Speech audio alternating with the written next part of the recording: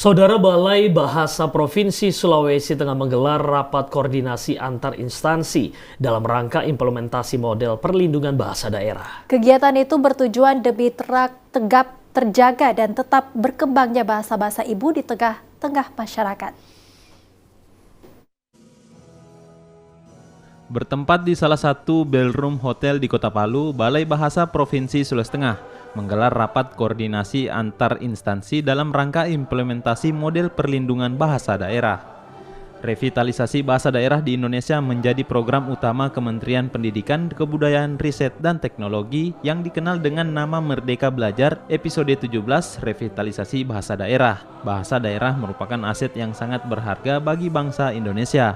Menjadi salah satu jati diri bangsa ini yang berbineka. Tujuan rakor tersebut adalah membangun kesepahaman, komitmen, dan kesepakatan bersama untuk mengembalikan fungsi-fungsi bahasa daerah Kaili, Pamona, Banggai, dan Saluan melalui program Merdeka Belajar. Dalam kesempatan ini, Kepala Badan Pengembangan dan Pembinaan Bahasa Kemendikbudristek Aminuddin Aziz menjelaskan, dengan kebinekaan ini, bangsa Indonesia diproklamasikan, dibangun, dan telah tumbuh serta maju menjadi bangsa yang besar seperti wujudnya saat ini.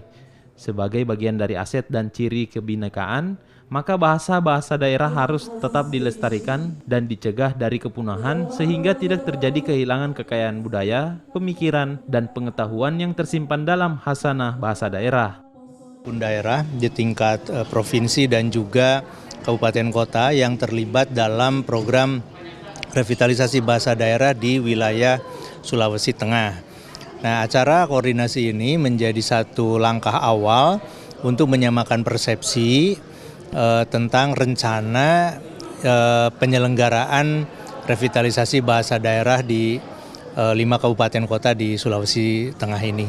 Tren daya hidup dari bahasa daerah itu bukan hanya di Indonesia ya, tapi di seluruh dunia itu mengalami penurunan karena jumlah penutur dari hampir semua bahasa daerah itu jumlahnya selalu menurun dari waktu ke waktu karena berbagai faktor lah ya yang tadi sudah saya jelaskan itu. Oleh karena itu menjadi kewajiban kita kalau misalnya memang kita melihat bahasa daerah ini adalah sebuah aset gitu ya, maka itu kita perlu lestarikan. Kalau dulu ya trennya itu ada di wilayah timur, karena memang jumlah bahasa daerah di wilayah timur ini lebih dari setengahnya ada di timur. Misalnya 718 bahasa daerah, ada 428 itu di Papua, ada 72 di NTT, kemudian di Sulawesi itu juga puluhan juga ya. Nah ini potensi kehilangannya juga pasti lebih besar di jumlah yang lebih banyak. Namun ternyata dalam beberapa tahun terakhir ini bergeser juga dari yang wilayah timur ini ke tengah, terus ke wilayah barat juga. Nah, artinya apa? Bahwa ancaman kepunahan terhadap bahasa daerah bukan hanya dialami oleh bahasa-bahasa yang ada di wilayah timur dengan jumlah penutur yang sedikit, tetapi juga oleh bahasa-bahasa yang jumlah penuturnya besar yang ada di wilayah tengah dan barat Indonesia. Kepala Balai Bahasa Provinsi Sulawesi Tengah, Asrif mengatakan, data UNESCO bahwa dalam kurun waktu 30 tahun terakhir, ada 200 bahasa daerah yang punah. Vitalitas bahasa yang menurun juga termasuk bahasa-bahasa daerah di Sulawesi Tengah. Data Balai Bahasa menyatakan bahwa tidak ada satupun bahasa di daerah Sulawesi Tengah yang berstatus aman. Bahasa Kaili misalnya menjadi salah satu bahasa daerah yang mengalami kemunduran. Banyak generasi mudanya yang tidak menguasai bahasa Kaili, enggan berbahasa Kaili, dan sebagainya. Wilayah tutur bahasa Kaili di tengah Kota Palu pun semakin menyusut. Dukungan pemerintah yang kurang, muatan lokal sporadis, perda tidak ada, kampanye untuk berbangga bahasa daerah yang sangat terbatas. Semua hal itu menjadi salah satu faktor yang berdampak pada status mengalami kemunduran.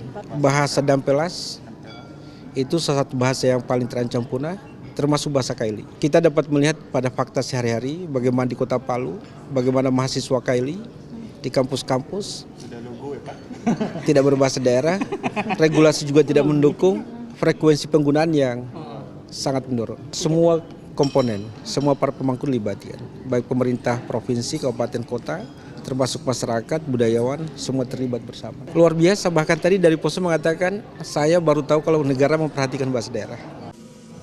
Ditambah seperti daerah lainnya di Indonesia, revitalisasi bahasa daerah di Sulawesi Tengah merupakan program strategis utama dan sangat diperlukan demi tetap lestarinya, terlindunginya, dan bahkan berkembangnya bahasa daerah. Dari Palu, Eko Hendra, TVRI Sulawesi Tengah melaporkan.